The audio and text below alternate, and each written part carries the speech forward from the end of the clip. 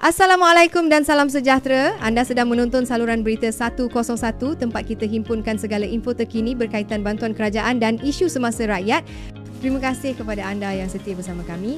Kepada yang baru sampai ke channel ni, jangan lupa tekan butang subscribe dan loceng supaya tak terlepas info penting selepas ni. Baik, ramai mungkin tak perasan, minggu ni ada sebahagian penerima yang tidak akan menerima bayaran STR 2025 fasa keempat. Persoalannya, kenapa mereka tak dapat? Dan bila sebenarnya bayaran tu akan masuk? Jom kita jelaskan satu persatu supaya tak ada lagi kekeliruan. Sekarang ni pembayaran STR 2025 fasa keempat sedang berjalan. Ia mula disalurkan seawal 18 Oktober untuk pengguna bank BSN dan bank-bank lain pula mula memproses sejak semalam. Namun, proses pengkreditan ni masih berperingkat, jadi ada yang mungkin baru akan terima dalam beberapa hari akan datang.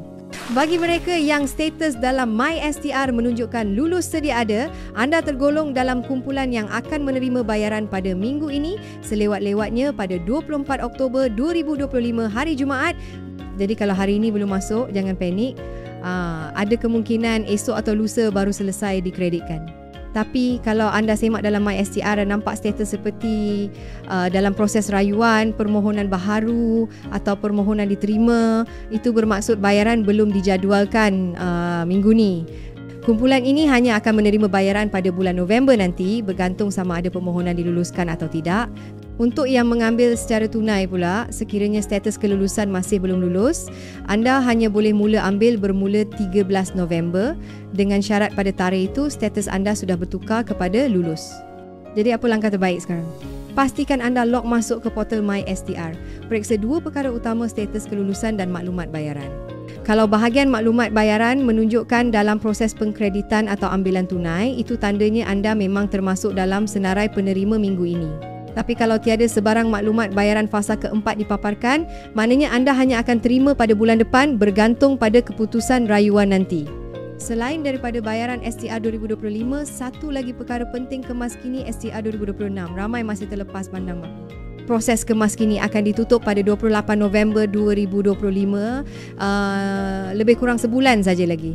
Kalau anda dah 3 tahun atau lebih tak pernah kemaskini, pastikan buat sekarang. Tapi kalau anda baru kemaskini kurang daripada 3 tahun lepas dan tiada perubahan maklumat, tak wajib buat semula. Cuma kalau ada perubahan penting seperti status perkahwinan, alamat atau tanggungan, buat kemaskini segera.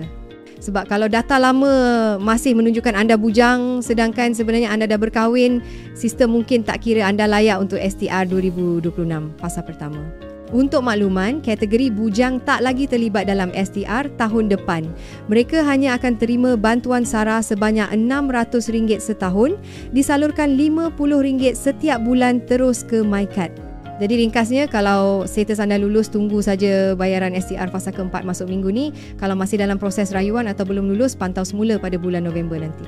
Dan yang paling penting, jangan lupa kemaskini maklumat STR 2026 sebelum tarikh tutup pada 28 November. Itu saja untuk perkongsian kali ini. Terima kasih kerana menonton Berita 101. Jangan lupa tekan subscribe dan aktifkan loceng notifikasi supaya anda sentiasa jadi antara yang pertama tahu info bantuan terkini. Kita jumpa lagi dalam video seterusnya. Teruskan jaga diri dan semoga segala urusan anda dipermudahkan.